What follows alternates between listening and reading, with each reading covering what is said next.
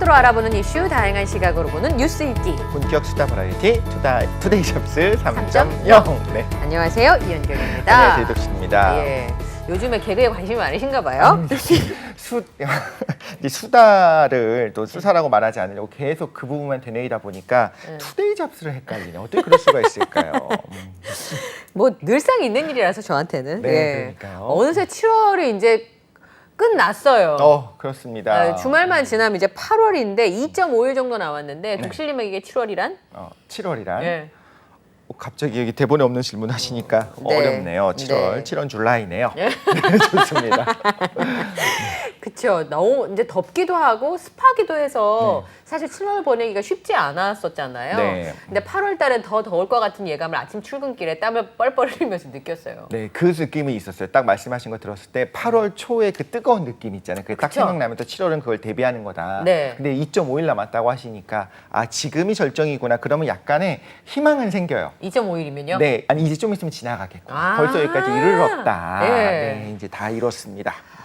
저는 이번 주말에 양양 같은 데 가고 싶네요. 오. 바닷가에 그냥 앉아만 있어도 마음이 시원할 것 같은데. 서핑하는 젊은이들 보면서. 네, 뭐 들어갈 수도 없고 요즘에 이제 그 해변의 삶을 즐기시는 분들도 있고 심지어는 그래서 아예 내려가서 사시는 분들도 생기더라고요. 한 달 살기 이런 식으로. 제주도 같은 경우에는 심지어 좀 방을 처음에 계약을 할 때부터 한 달 단위로 계약을 하기도 하잖아요. 네. 그런 걸 보면서 한 번씩 살아보고 싶다는 생각을 누구나 한 번씩 하는 것 같아요. 네, 이 여름에 그런 기대하지 않은 만남, 여행지에서 뭐 이런 거를 가지고 영화가 많이 나오잖아요. 그렇죠. 그게 아마 이게 휴가를 많이 가서 뜻하지 않은 만남이나 우연한 썸? 뭐 이런 게 많이 생겨서 그래서 그런 거 아닌가 싶은 생각이 좀 들었는데 그래서 투데이 잡스 3.0 오늘은요 컨텐츠가 넘쳐나는 시대에 여러 양질의 컨텐츠를 가지고 살아가는 얘기가 담겨져 있는 문화 얘기를 좀 해보는 순서가 준비되어 있습니다. 네. 뉴스는 문화다. 잠시 후에 전해드리도록 하겠습니다. 네, 많이 기대해 주시고요. 7월 29일 금요일 투데이 잡스 3.0 빅데이터는 알고 있도록 시작하겠습니다. 지금 바로 만나보시죠.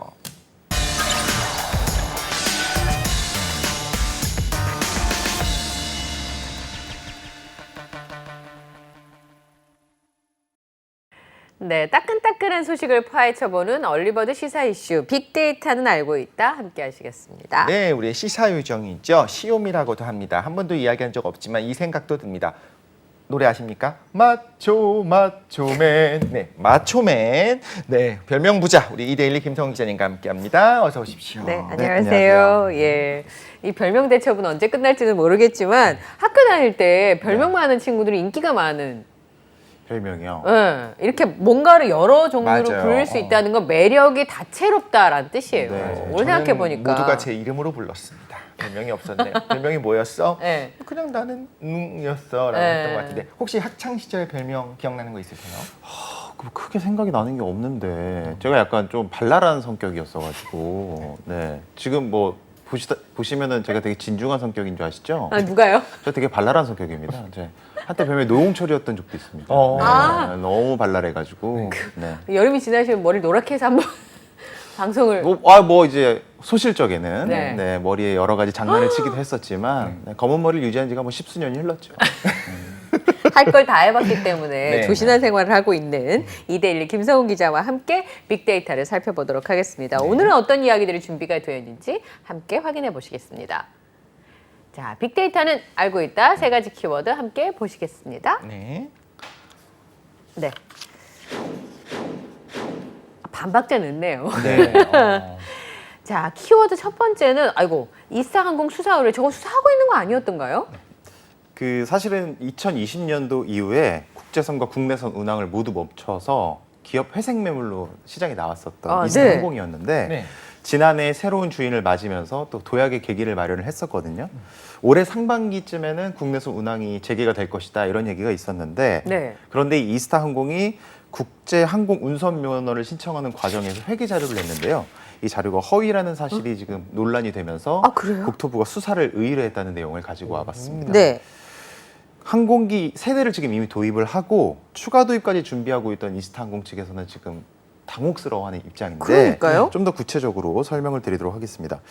지난해 11월 운항 재개를 위한 이 항공 운송 사업 변경 면허를 신청을 했는데 이때 제출한 회계 자료가 허위가 됐다는 건데 이스타항공은 자본금이나 자본잉여금 같은 항목은 신청 당시인 2021년 11월 기준으로 제출했는데요.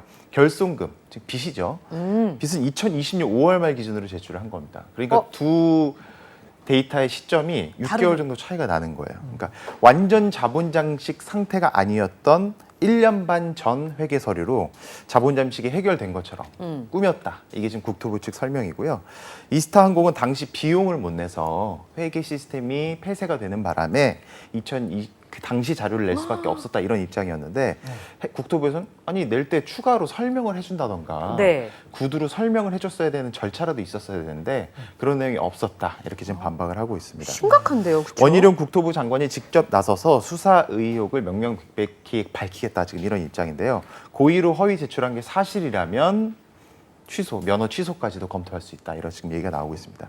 원장관은 범죄가 성립이 된다면 소급해서 면허가 무효가 되는 것이기 때문에 이후 절차는 논할 이유 자체가 없다. 이런 입장이고요. 심사도 부실한 것 아니었습니까? 라는 이제 취재진 질문에는 그 부분도 우리 국토부 내부도 수사를 진행할 것이다. 이런 입장을 더하기도 했습니다. 이스타항공은 이번 조치가 사실 되게 당혹스럽잖아요. 무겁게 받아들인다. 뭐 최선을 다해서 조사에 임하겠다. 이런 입장인데 제가 이스타항공이 지난해 새로운 주인을 맞을 때 사실 M&A의 대상자였기 때문에 제가 또 자본시장을 취재하면서 이스타항공에 관심을 가졌던 네. 곳이었는데 당시 새 주인이 골프장 관리 부동산 임대업체인 성정이라는 곳이었거든요. 성정. 네, 성정이라는 업체를 사실 인지도가 아주 높거나 지역 기반 업체이기 때문에 많이 몰랐는데 이스타항공을 인수하면서 사실 되게 화제가 됐었던 기업입니다.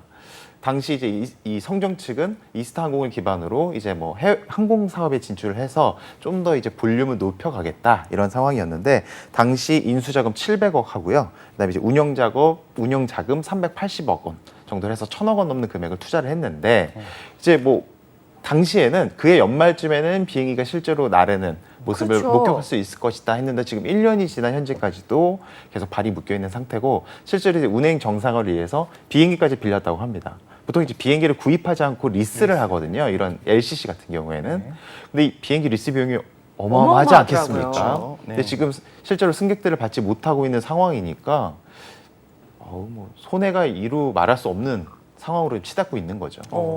그러니까 뭐 큰 회사라고 하는 대한항공의 경우에도 팬데믹 지나가면서 굉장히 어려워졌었는데 어쨌든 화물이라도 실어 나르면서 네. 어느 정도 그거를 메운 거잖아요. 네네. 근데 그게 비행기가 이제 자동차 할부금하고 비교가 안 될 정도로 매달 나가는 돈인데 운행을 못 하고 그냥 생돈을 계속 그 돈을 내고 있는 상황이니까 더 걱정되는 게 사실 이스타항공 직원들이 저는 지금 몇 년째 그렇죠. 굉장히 어려운 상황이어서 어떻게 생각해 보면 경영주가 한 것에 대해서는 좀 괘씸할 수 있지만 또 이 직원들의 입장을 생각하지 않을 수 없는.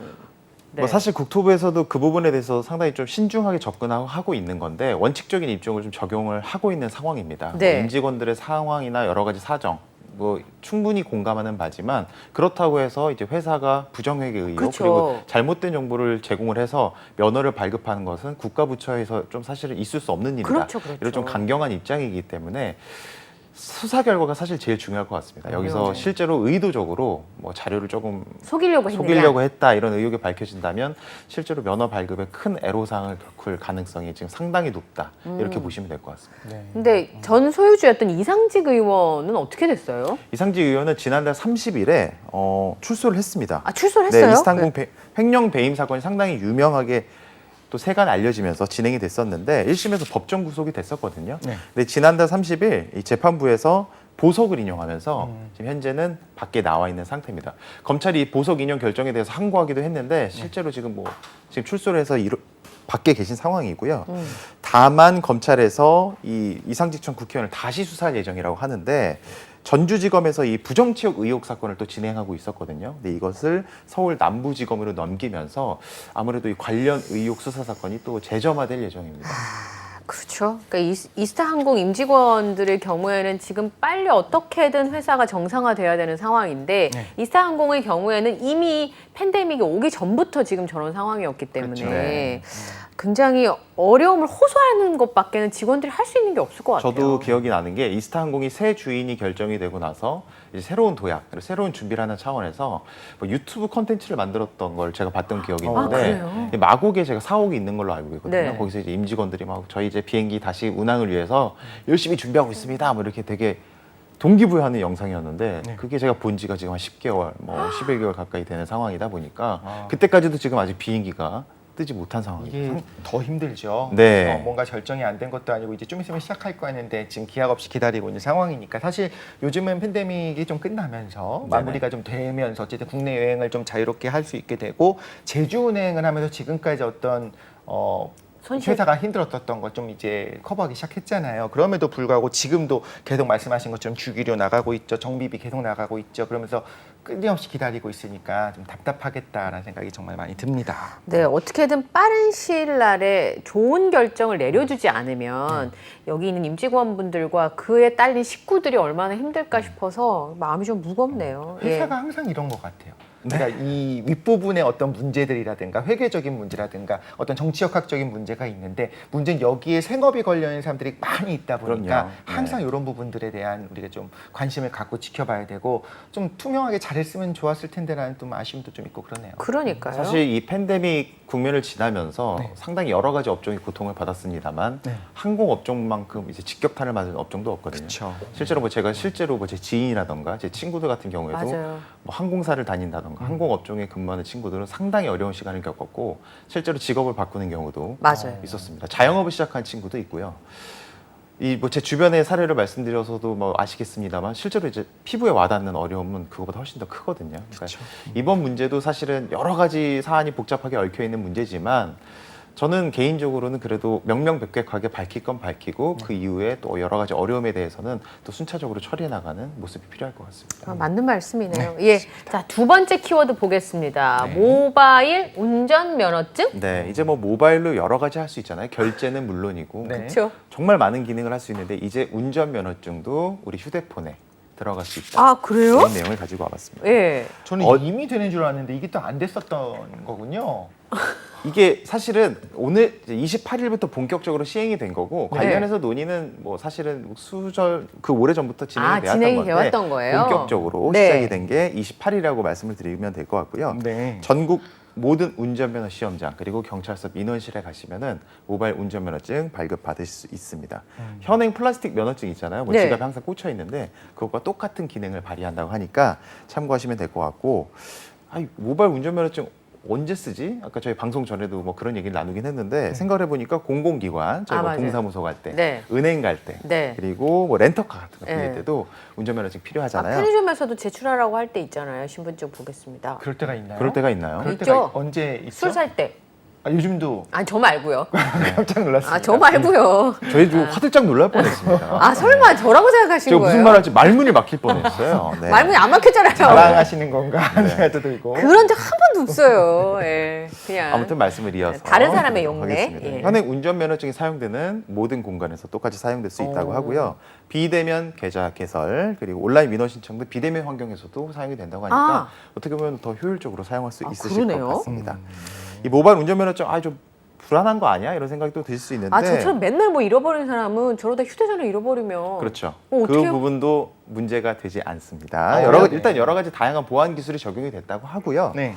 본인명의 한 개 단말기에만 발급이 된다고 하니까 한 그 개? 부분 참고하시면 될 것 같습니다. 분실 신고 시에는 잠금 처리가 된다고 하니까 아. 내 개인정보 문제될 거 없을 것 같고요. 어떻게 발급받아야 돼? 네. 그리고 돈이 얼마나 들어? 이게 제일 네. 중요하잖아요. 그 부분 또 준비를 해봤는데 앞서 말씀드린 대로 가까운 운전면허 시험장 그리고 경찰서 경찰서. 민원실에 가셔서 저 모바일 운전면허증 발급받으러 왔습니다. 수줍게 말씀하시면 수줍게 대범하게 처리를 해드릴 테니까 걱정 안 하셔도 될 것 같습니다. 너무 자신감에 넘쳐서 얘기하면 안 되는군요. 아니, 근데. 담당자 나와! 이렇게 얘기하면 안 된다는 거죠. 안 된다고요. 수줍게 네, 얘기해. 저희 또 큰 소리로 이제 또 업무를 오가면은 또 큰일 스트레스 납니다. 지수가 높아질 수 있으니까 네. 운전면허증 하고 네. 점점점 해도 운전면허증 발급받으러 오셨나요? 아니, 라고. 근데 독실님처럼 잘 안 되더라고요. 저 모바일 말고 그냥 운전면허증 네. 재발급 받으러 가는데 경찰서 가니까 다소곳해지던데요, 그냥 맞아요. 몸이. 거기는 저절로. 또 무슨 일로 오셨나요? 네.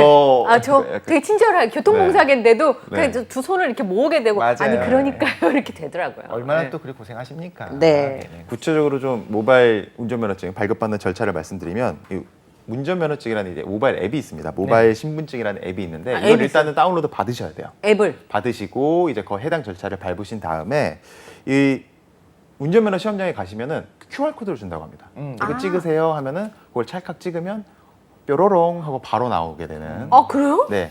발급 금액은 1,000원. 되게 저렴하죠. 저렴하죠. 저렴하네요? 대신에 단점이 있다고 합니다. 네. 휴대폰을 바꿀 때 또 가야 됩니다.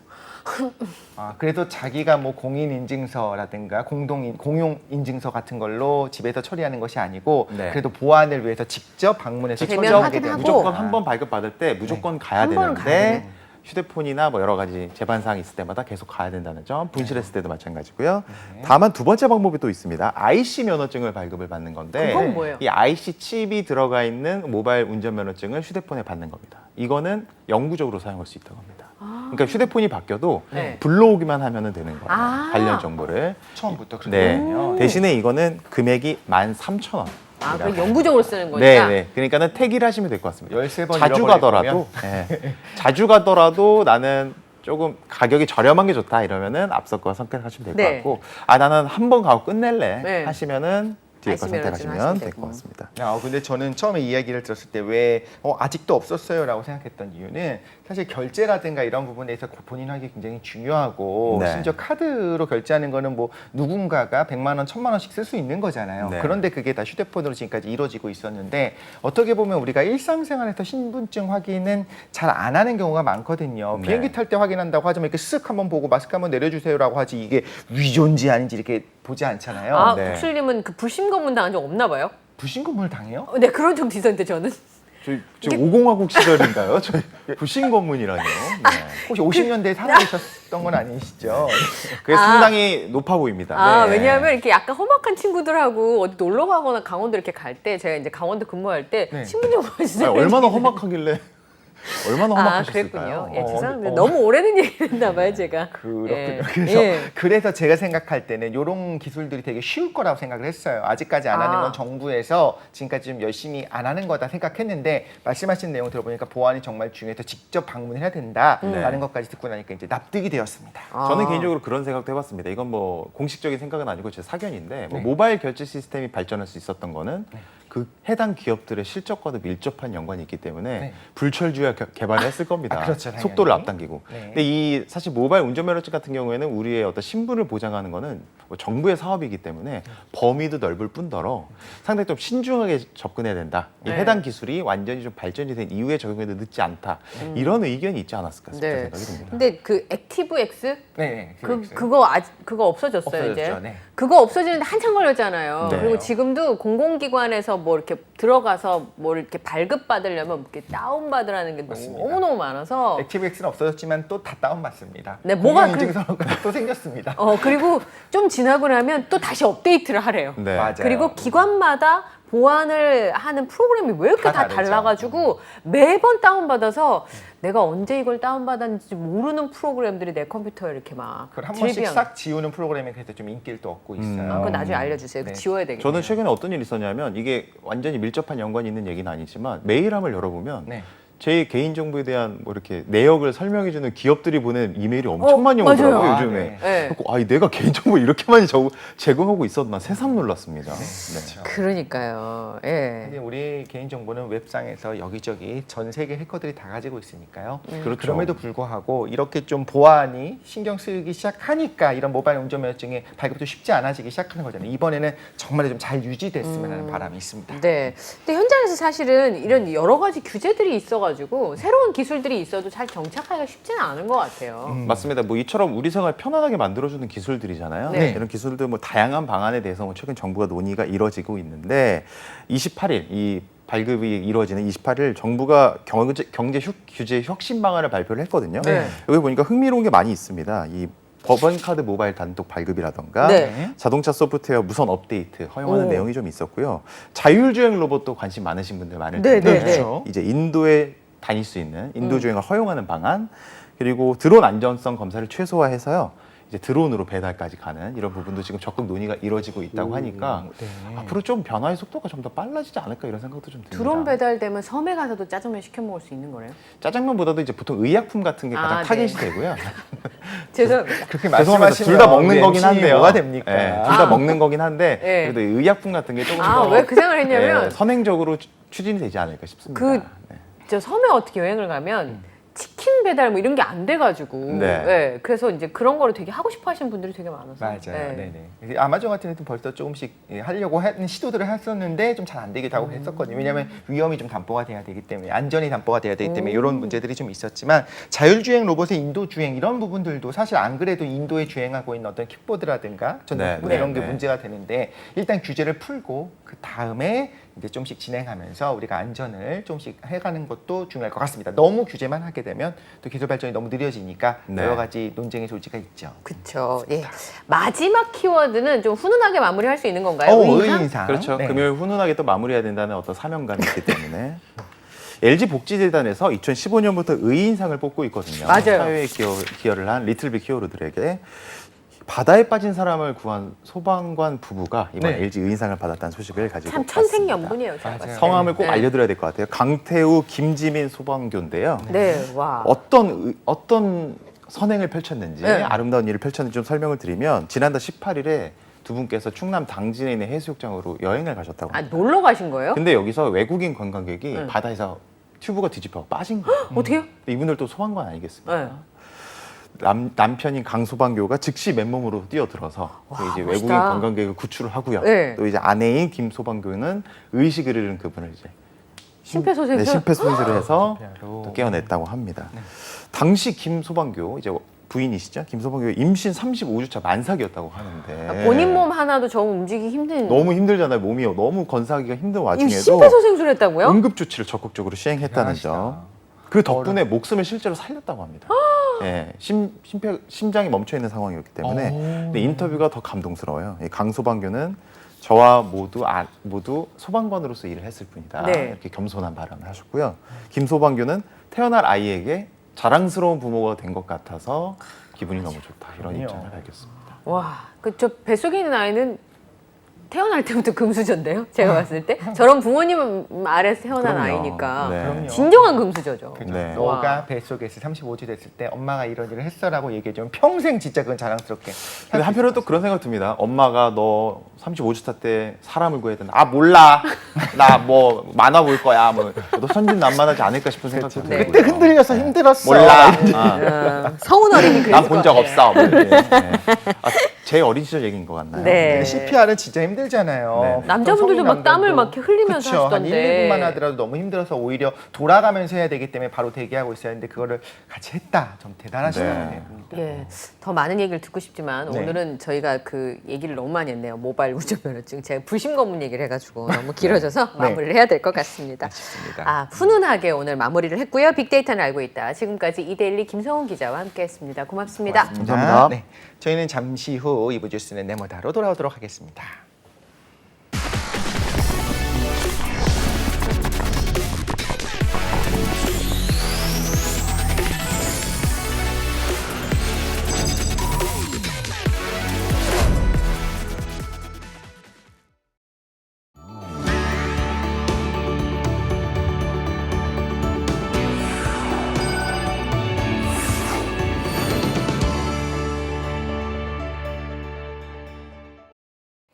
네, 뉴스 읽기로 시작해서 어디로 튈지 모르는 요절복통 도미노 토크 뉴스는 네모다. 오늘은요 금요일이어서 뉴스는 문화다로 함께하겠습니다. 네, 요즘 너무 많이 튀어갖고 이제 좀 덜 튀어야 되지 않나라는 생각이 조금씩 들기 시작했습니다. 그래서 이제 네. 진중하게 이 시간 함께해 주실 분을 진중하게 소개해 보도록 하겠습니다. 강남대학교 글로벌 문화학부의 우리 강유정 교수님 너무 반갑습니다. 네, 안녕하세요. 어서 오세요. 네. 네, 진중하게 안 될 것 같아요. 벌써 목소리가 강 교수님 네. 보는 순간 달라지기 시작했어요. 아, 네. 예. 너무 반가워요.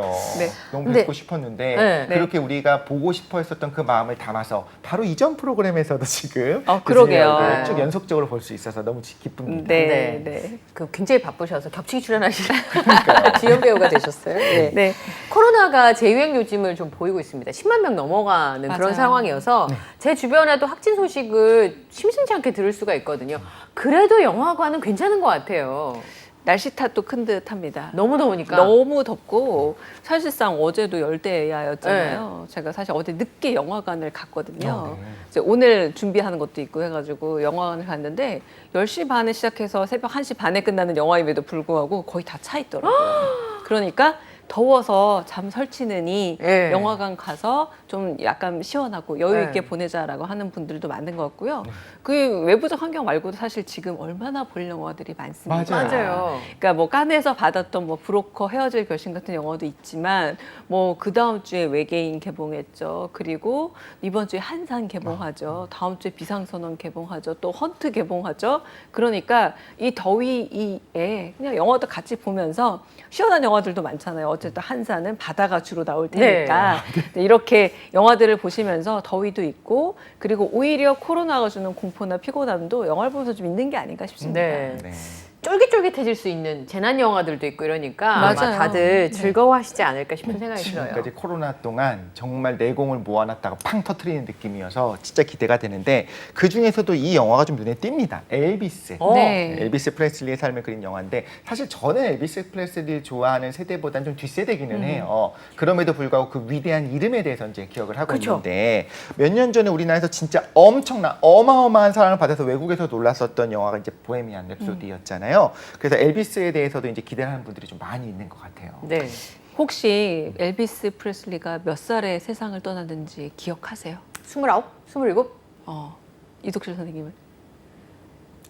나이든 사진이 없는 거로 봐서 네. 전 28 하겠습니다. 28. 아, 진짜 찌꼬라게 가운데.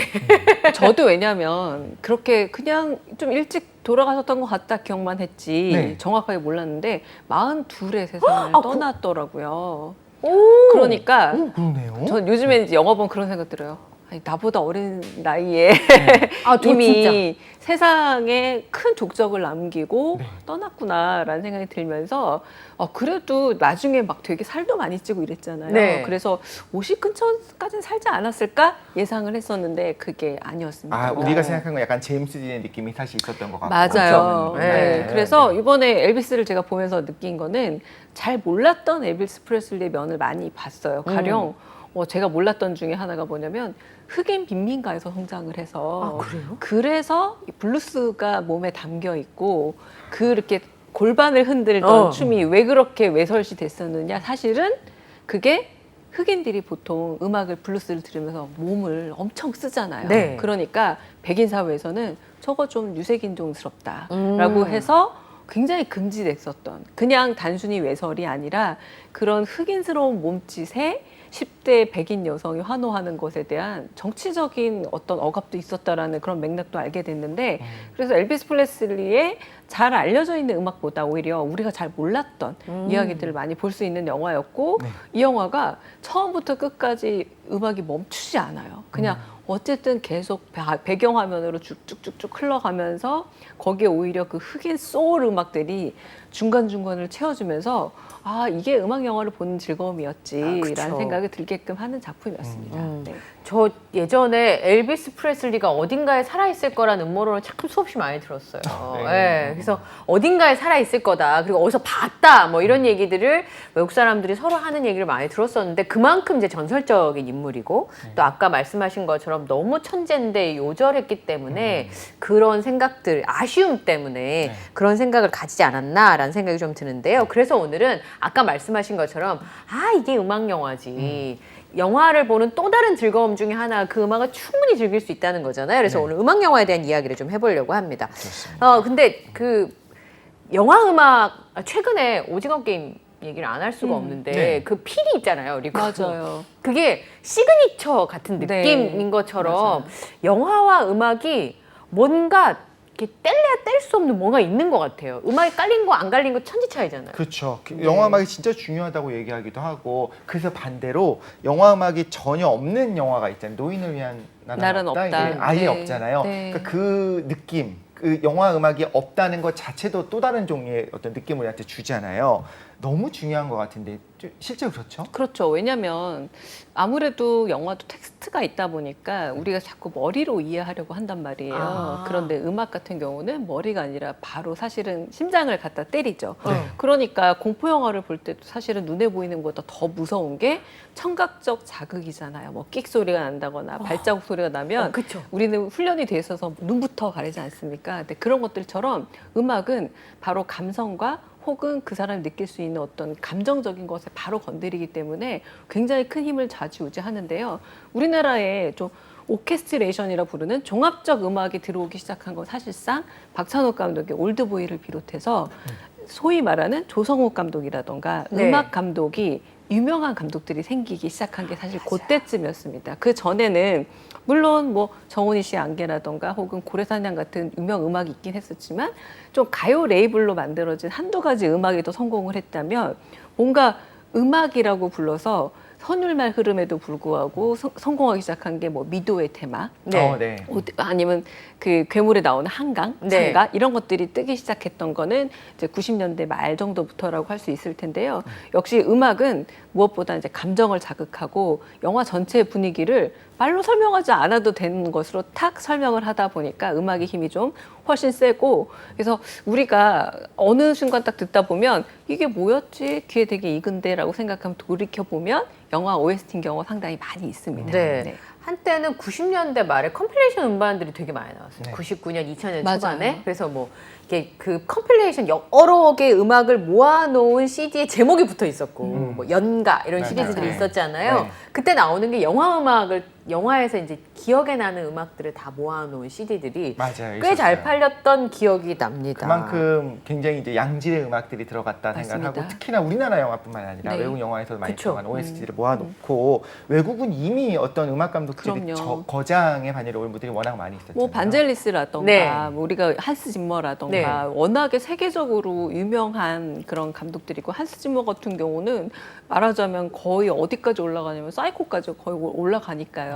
그만큼 오래된 음악, 영화 음악의 전통. 그러니까 영화 음악이 꼭 듣기만 좋은 것이 아니라 그 사이코에서 나오는 그 바이올린의 긁는 듯한 기억나시죠? 네. 이런 것들이 아 음악이란 건 영화의 분위기에 맞게 설정해서 가는구나라고 했지만 사실상 우리한테 평범한 어떤 영화 소비자들한테 영화 음악이란 좀 기억이 나면서 따라 부를 수도 있는 것들이 가장 큰 힘을 발휘하지 않나라는 네. 생각이 들어요. 그래서 이제 오늘 이제 다루게 될 영화 음악 같은 경우는 영화를 보고 나서 영화만큼이나 이제 음악이 너무 기억에 남아서 다시 찾아본다던가 네. 혹은 거기에 자극을 받아서 그 뮤지션의 음악을 거꾸로 찾아가게 돼서 맞아요. 영화 때문에 뮤지션을 사랑하게 된 이야기 이런 것들도 좀 나눠볼까 합니다. 진짜 맞는 게 이제는 음악 마케팅을 할 때 뭐 한스 짐머가 해서 뭐 여러 가지 어떤 그런 음악 감독을 했다는 사실만으로 그 영화는 괜찮은 영화일 거야라는 생각을 먼저 하는 경우들도 맞아요. 많이 있잖아요. 네. 그런 면에서 진짜 공감이 가기도 하고, 네, 좀 영화 음악이나 드라마 같은 데 나오는 음악이 좀 문제가 있다라고 생각할 때가 있었습니다. 헤어지는 장면에 혹은 이런 슬픈 장면에 네. BGM이 흐르잖아요. 맞아요. 근데 거기서 혼자 생각을 하는 거예요. 실제로 저 이야기를 나눌 때는 BGM이 없었겠지? 몸이 건조한 대화의 장면이었겠지? 그러면 저렇게 낭만적이지 않을 텐데 네. 우리의 과거에 헤어지는 장면을 생각해보면 그때는 좀 구질구질했는데 왜 저 장면은 아름다울까? 이거는 얼굴이 달라서일 수도 있겠지만 네. 현실에선 BGM이 없기 때문이야 라고 아. 생각이 들기도 했거든요. 네. 사실 이제 프로그래밍 같은 거죠. 그러니까 하나로 가이드를 주는 거죠. 자, 이제부터 슬픈 장면 시작이다. 네. 이제부터 무서운 장면 시작이다. 지금부터 로맨틱한 장면 시작이다라고 프로그래밍을 주는 건데 사실 그런 것에서 좀 간편하고 좀 편한 것도 있고 또 기대하는 측면도 있는 맞아요. 것 같아요. 네. 요즘에 사실은 표절 사태 때문에 워낙 더 유명해진 류이치 사카모토 같은 경우도 본인의 음악 작업도 워낙 유명하지만 워낙에 다양한 영화 네. 음악 작업으로 유명하잖아요. 몇 년 전에 그 미술관에서 류이치 사카모토의 영화 음악만 모아서 그렇게 좀 입체적인 전시를 했던 경우도 있었어요. 근데 그게 말이 되는 게 그 전시 공간 자체가 기승전결이 완성이 되더라고요. 딱 들어갔더니 남한선성의 그 OST가 딱 흐르면서 그 비장한 기분들이 느껴지기 시작했고 방금 저는 이독시 선생님이 말씀하신 것도 가장 공감이 가는 게 류이치 사카모토가 마지막 황제에서 가장 유명한 음악 중 하나가 레인이라는 그러니까 굉장히 두근두근하면서 딱 들어보시면 아는 네. 음악이에요. 네. 그런데 이 음악이 주로 어디에 많이 사용이 됐냐면 짝짓기 프로그램에서 서로 손가락을 가리키면서 연결될 쯤에 두근두근하게. 이 음악이 많이 사용이 됐는데 이거. 이 레인의 부제가 I wanna divorce. 그러니까 나는 이혼을 원해라는 부제를 가진 그래서 영화에서 원래 그 황후가 네. 황제를 떠나던 순간 비가 막 오면서 이 음악이 쫙 흘렀는데 오히려 두 사람이 연결될까 말까 하는 절체부심의 그 상황에 음악이 깔려서 아시는 분들은 야 좀 아이러니하다. 네. 연결될 때 이혼 음악이 나오다니라고 할 정도로 근데 그 음악 딱 들으면 연인이 딱 떠오르게 되고 그리고 방금 연인 같은 영화도 그 당시에 그 디뷔시의 달빛이라던가 이런 음악들이 자연스럽게 떠오르게 되면서 역시 영화가 나의 추억을 되살려 맞아요. 주기도 하지만 음악을 들으면 그 영화가 떠오르면서 같이 봤던 사람까지 쫙 떠오르게 되는 그런 연상 효과가 있지 않나라는 생각이 들기도 해요. 네, 맞아요. 음악은 그때 누구랑 들었었나가 그 음악에 대한 추억이 되는 거니까. 맞아요. 네. 예. 저희 시작하기 전에 그 얘기했잖아요. 갑자기 그 로미오와 줄리엣 아, 영화를 네. 보고 싶었던 이유도 그 음악이 아, 생겨서. 오늘 이제 이거 한다 그래서 제가 막 그 아침에 방송 준비를 하다가 갑자기 로미오 플러스 줄리엣이 보고 싶었어요. 대지기의 키싱유가 너무 듣고 싶어서 그래서 컴퓨터를 딱 열었는데 레오나르도 디카프리오가 극강의 미모를 자랑할 최고였던 때를 보고 시절. 네. 제가 그냥 아무것도 밥을 하다가 갑자기 그 화면을 계속 쳐다보고 있었다니까요. 예, 그랬던 야 심쿵했던 순간이 그래서 있었어요. 오죽하면 김영하 작가가 에세이에 어떤 말을 썼냐면 네. 음악은 트로이의 목마다라는 표현을 썼어요. 왜냐하면 그 음악을 듣는 순간 그때 만났던 연인이 생각나기 때문에 그때 당시에 내 모습이 생각나기 때문에 사실은 음악을 선물하는 건 선물이 아니라 첩자를 선물하는 거다. 평생 동안 그 네. 사람한테 떠올릴 수밖에 없는 하나의 첩자다라는 표현을 썼는데 맞는 듯해요. 딱 어떤 음악 들으면 영화도 떠오르지만 누구랑 봤는지 어떤 상황이었는지 맞아요. 기분이 좋았는지 나빴는지까지도 한꺼번에 떠오르기 때문에 그래서 사람들이 더 음악 영화를 좋아하는 게 아닌가 싶기도 맞아요. 합니다. 그 보헤미안 랩소디 얘기를 안 할 수가 없는데 극장에서 노래를 따라 부르면서 영화를 다시 볼 수 있는 그런 새로운 메뉴를 출시한 게 바로 싱어로. 보헤미안 네. 랩소디잖아요. 근데 원래 퀸이라는 그룹이 우리나라에서 진짜 사랑을 특별히 많이 받는 맞아요. 남자분들 중에서 아, 그 정도 못 부르면 노래가 아니야 라고 얘기하는 게 프레디 머큐리잖아요. 맞습니다. 그래서 우리나라에서는 웬만하면 음악 영화는 꽤 잘 되는 것 같다. 그리고 워낙에 음악 프로그램들이 굉장히 우리 비중을 많이 차지하고 있잖아요. 그렇죠. 왜냐하면 뭐 복면가왕이랄지 네. 오디션 혹은 프로그램 잘 되는 거 뭐 보세요. 트로트 오디션 네. 프로그램, 뭐 아이돌. 그래서 생각해 보면 TV 예능에서 혹은 뭐 케이블이나 혹은 더 넘어서 OTT까지 가게 되면 정말로 많은 음악 예능이 많거든요. 네. 그러니까 그 많은 미디어 황제라고 할 수 있는 미국에서조차 뭐 아메리칸 갓 탤런트라든가 몇 개밖에 없잖아요. 사실 네. 생각해 보면 오히려 토크쇼가 더 강세라고 한다면 우리는 음악 프로에 되게 강세를 갖고 있는데 또 공통점이 뭐냐면 떼창을 상당히 좋아한다라는 겁니다.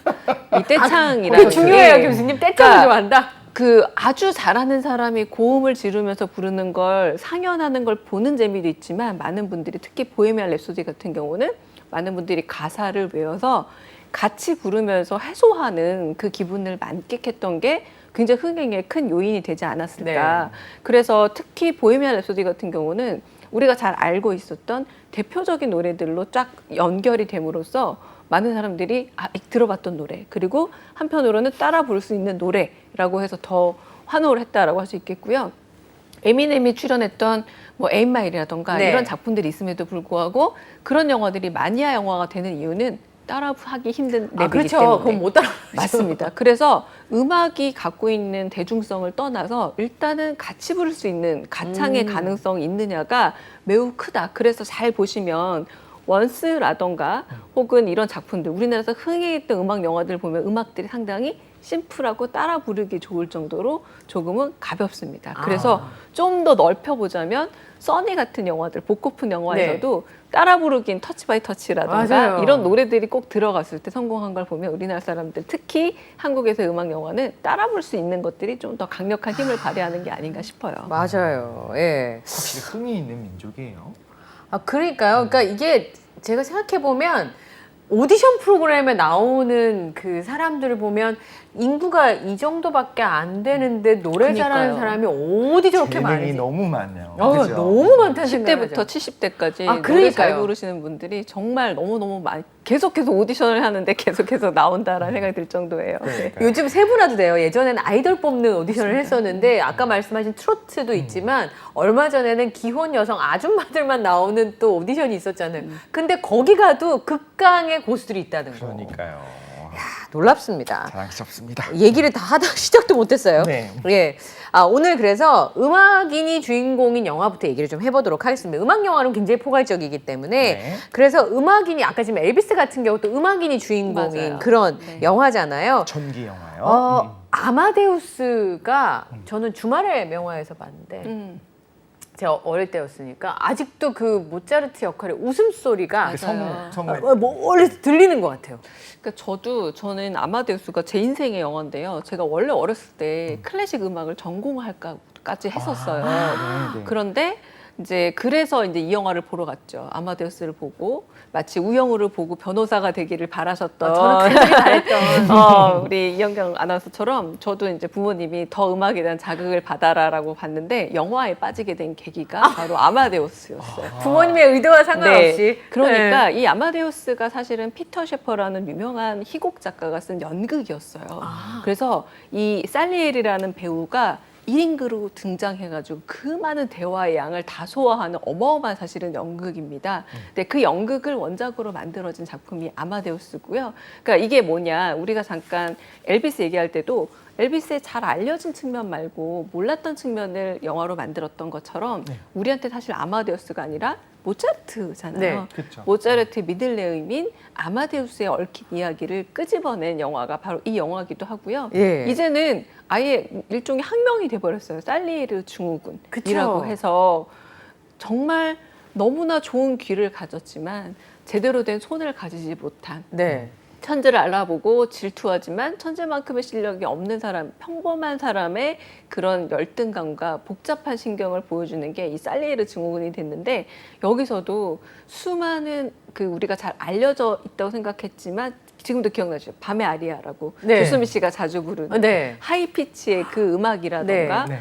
혹은 레퀴엠이라던가 레퀴엠은 그 장면 잊을 수가 없어요, 저는. 맞습니다. 아직도. 네. 네. 그래서 그 아마데우스라고 불렸던 이제 모차르트의 삶의 이 어떤 흐름과 함께 보여줘서 클래식 음악이 되게 밋밋하고 재미없고 잠 오는 건 줄 알았는데 사람의 드라마틱한 삶과 연결이 되는 이렇게 대단한 힘을 발휘하는구나. 그래, 그 다음부터는 일종의 베토벤의 삶을 그린 영화라던가 네. 이런 것도 같이 이 클래식 음악가들과 관련된 음악들이 혹은 좀 기억나실 거예요. 또 이제 약간 팔세토 창법으로 노래를 부르는 네. 뭐 그런 파리넬리 같은 같은. 음악 같은 고전적인 음악과 함께 영화가 만들어지는 거의 계기가 됐던 작품이 바로 아마데우스였죠. 요즘 같으면 살리에르가 네. 유튜버를 하면 되는데, 그죠? 엄청 잘 네, 그럼 엄청 잘 돼서 그러니까요. 전 세계에서 가장 유명한 클래식 유튜버가 될 수도 있었는데 귀가 뛰어난 귀니까 맞아요. 특백기잖아요. 어쨌든. 거기다가 이제는 조금 더 관심의 대상이 되고 사람들이 더 좋아하는 그러니까요. 많이 있기 때문에 네.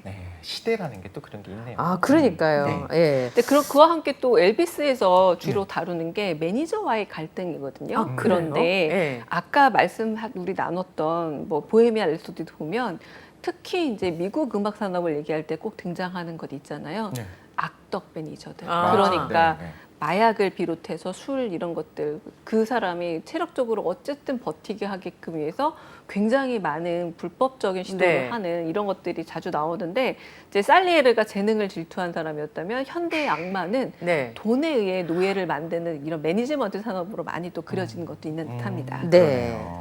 자, 그 음악인을 다룬 영화가 많이 나오는 게 사실 음악을 한다는 건 그 사람 자체도 사실 좀 평범하지 않잖아요. 그리고 굉장히 드라마틱한 삶을 살고 있는 그런 음악인들이 많기 때문에 그런 영화가 많이 나오는 거겠죠? 그러니까요. 그러니까 우리가 지금 방금 매니지먼트 얘기도 했지만 사실 저는 그 프레디 머큐리도 그렇고 라비엥 로즈를 불렀던 네.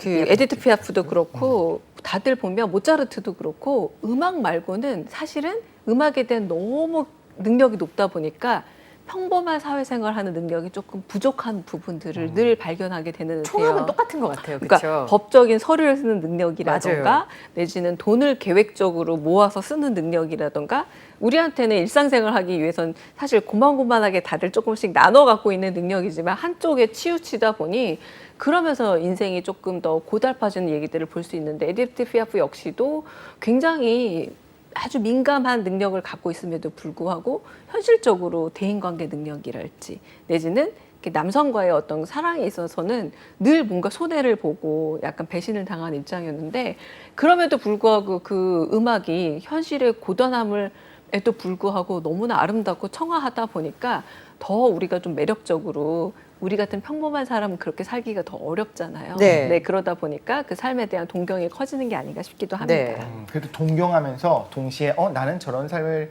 재능이 있었으면 살 수 있었을까 생각해 보면 그건 또 아니야. 그런 건 아닌 생각이 것 들긴 같아요. 하네요, 정말로. 네. 예. 악마의 재능이란 말이 맞는 듯해요. 아, 예. 그 많은 남성들이 기억하는 악기가 등장하는 음악 영화로 위플래시를 네. 들 수 있을 것 같아요. 심지어 이 음악 감독도 이렇게 한국에 사랑받을지 몰랐다라고 할 정도의 영화가 위플래시가 아닌가 싶어요. 그러니까 이 영화가 처음 등장했을 때 대단했죠. 왜냐하면 아니 드럼이라는 악기를 그쵸? 저렇게 격정적으로 표현할 수 있구나라고 해서 사실 이 배우가 그 당시만 해도 되게 어린이 같은 배우였는데 네. 지금 탑건에서 굉장히 성장해서 아주 남성적으로 마일스 텔러가 바뀌어서 나오기도 했지만 네. 이 위플래시를 만든 감독이 나중에 이렇게 라라랜드로도 만든 거 보면 음악에 대해서 진심이었던 감독이었던 거죠. 그래서 데미안 셔젤 감독이 그래서 위플래시에는 우리가 잘 몰랐던 재즈의 음율, 그러니까 재즈라는 게 어떤 변칙과 혹은 즉흥 연주로 이루어지는가도 보여주지만 무엇보다 사제 관계에 있어서 이게 팽팽한 대결 구도가 맞아요. 훨씬 더 재밌지 않았나라는 생각이 들기도 합니다. 네. 드럼을 이제 남자들이 좋아하잖아요. 저도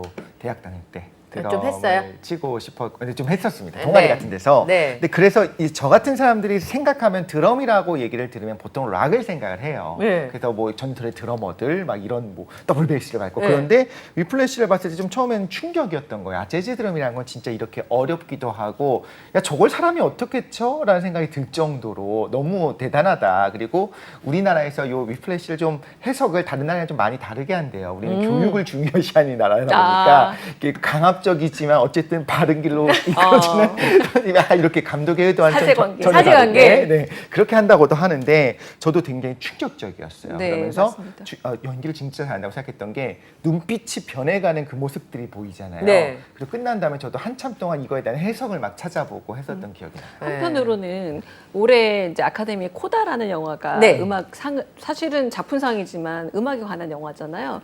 근데 약간 묻힌 영화가 사운드 오브 메탈이라는 작품인데 이게 청각 장애인이 드럼을 연주하는 영화예요. 그게 가능해요. 왜냐하면 청각 장애인 코다에도 잠깐 나오는데요.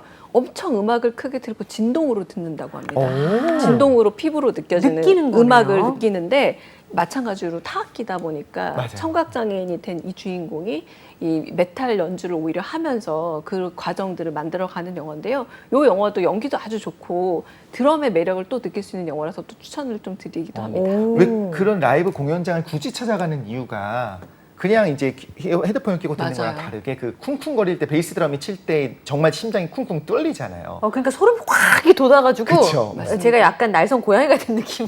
그 순간에 저는 그 순간에 네, 머리카락 네, 쭈뼛 쭈뼛서 들어서 이렇게 소름이 확 돋으면 그 순간 어떻게 해야 될지를 모르겠더라고요. 맞아요. 그 저주파. 그러니까 처음에 이제 처음에 시작하기 전에 이런 걸 하고 있을 때 앞에 서갖고 세팅을 하고 있을 때 그 스피커 앞에 서 있으면 베이스 드럼을 퉁퉁 밟을 때 진짜로 말 그대로의 음파 때문에 이제 한 번씩 밀리잖아요. 네. 그 느낌이 너무 좋았던 것 같아요. 영화관 가서 영화를 보고 싶은 이유 중 하나죠. 맞아요. 왜냐하면 집에서 아무리 사운드를 잘 마련해 맞아요. 놓는다고 해도 피부로 느껴지는 감각은 없는데 최근에 영화관은 사실 시각적인 것도 있지만 뭐 돌비 사운드라든지 여러 가지 환경 속에서 음악을 귀가 아니라 온몸으로 듣는 느낌이 들어서 그런 부분에서 뭐 아까 잠깐 말씀드렸던 매버릭 같은 경우도 비행기가 떠오르는 장면을 거의 음악적으로 피부로 느끼다 보니까 네. 역시 영화관은 또 그래서 더 사랑받는 게 아닌가 싶기도 합니다. 지금 잠깐 제가 그 갈등했던 게 지금 남겨진 얘기가 굉장히 많은데 지금 어디서 어떻게 마무리를 할 것인가 지금 생각을 하다가 그냥 제 마음대로 할게요. 그 악기를 다룬 영화 중에 전 본 적은 없는데 네. 본투비 블루라고 하는 영화가 있어요. 이게 맞습니다. 트럼펫이 그러니까 맞습니다. 챗 베이커가 주인공이라면서. 전설적인. 예. 네네. 근데 사실은 여기 표현을 청춘의 음색을 지닌 음악가 챗 베이커 이 말이 오늘 아침 되게 와닿더라고요. 제가 보면서. 맞아요. 그리고 실제로 이 트럼펫이라는 악기가 오케스트레이션에서도 굉장히 중요한 자리를 차지한다고 해요.